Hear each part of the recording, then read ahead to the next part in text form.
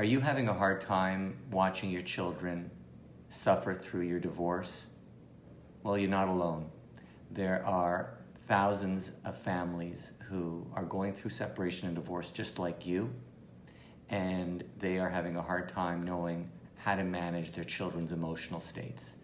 My name is Steve Benmore, and I'm a family law specialist in Ontario, and I'm the principal lawyer at Benmore Family Law Group. And for the last 30 years, I've been helping clients, people just like you, manage the difficulty in addressing their children's mental health through separation and divorce. When children find out that their parents are splitting up, they don't have the emotional equipment to know what to do with it. Parents try their hardest to make sure that they are insulated from it, that they're not pulled down by it or affected by it. But the fact of the matter is, the parents are the ones that are in control of the situation, or at least one of the parents. The children have absolutely no control over what's going to occur.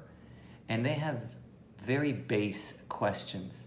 Will my life be the same? Where will I live? Will I go to the same school? Will I have the same friends? What will it be like at Christmas or at Hanukkah or at Ramadan? The kids have a lot of very simple questions, but at the same time, they're not able to articulate those questions. And so it causes anxiety and distress. So what I tell my clients is not to be psychiatrists or psychologists. They don't have those skills. But what they do have is the ability to encircle their children with love and affection.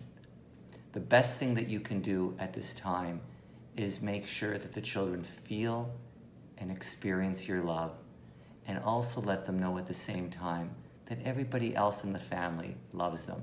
The other parent loves them, their siblings love them, their grandparents love them, even their uncles, their aunts, and their cousins love them.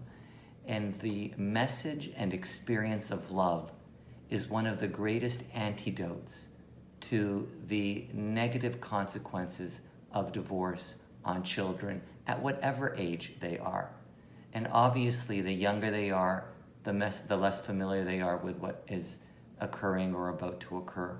But as they get older, the children do experience divorce at varying stages in varying ways. And one thing that you can do is not only, of course, provide them with that love and the affection, make sure that their other members of their family do the same thing, but also look into what other supports are available. Do you have insurance through your employment?